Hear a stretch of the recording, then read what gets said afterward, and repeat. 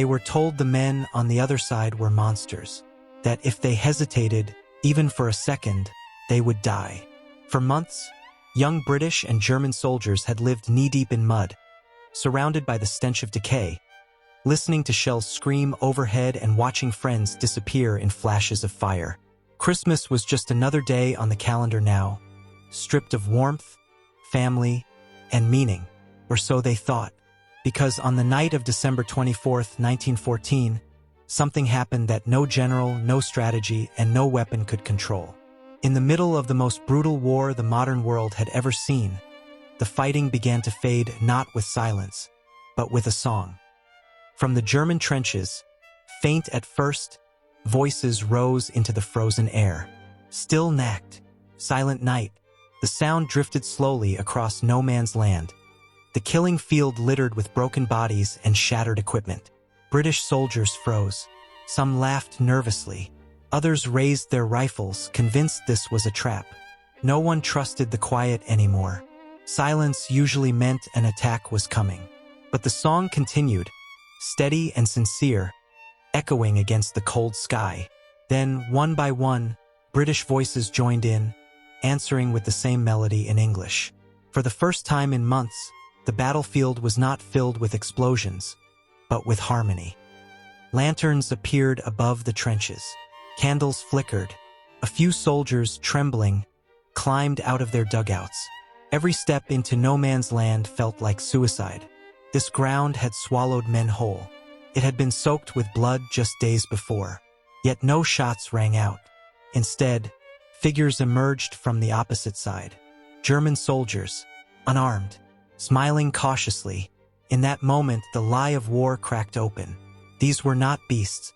They were cold, hungry, exhausted men who missed home just as much as the ones staring back at them.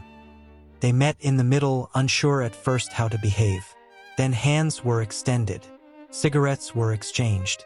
Chocolate, buttons, bits of bread, small gifts meant for families who felt impossibly far away.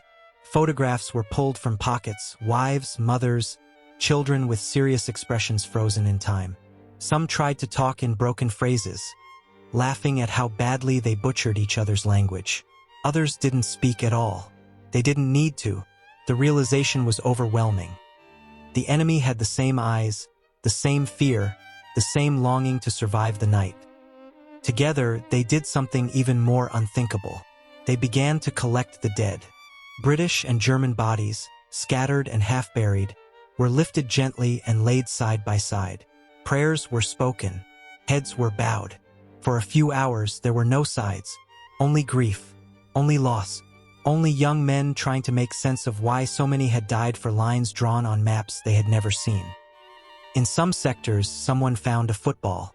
No one remembers who kicked it first. But suddenly, laughter echoed across the battlefield. Boots slipped on frozen mud as soldiers chased the ball, cheering, arguing over goals that didn't matter. There were no winners, no referees, just enemies sharing a game on land meant for slaughter. Officers watched in disbelief. Some threatened punishment. Others turned a blind eye, knowing that once the guns resumed, something precious would be lost forever. Because they all knew this could not last.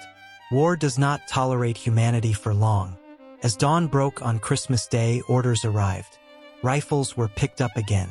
Men slowly retreated to their trenches, exchanging final nods, final looks, final memories. In some places, shots were fired into the air, deliberately missing, just to satisfy command without killing the men they had met only hours earlier. Many would never see each other again. Many would die within weeks. The Christmas Truce of 1914 did not stop the war. Millions would still perish before it ended. But it left behind something dangerous to those who profit from conflict. Proof. Proof that hatred is learned, but compassion is instinctive. Proof that even in the darkest moment of human history, the heart can still remember peace. And that is why this story was quietly buried, rarely celebrated, and never encouraged to repeat. Because once you realize your enemy is human, pulling the trigger is never the same again. Subscribe to the channel if you like this video and give it a like.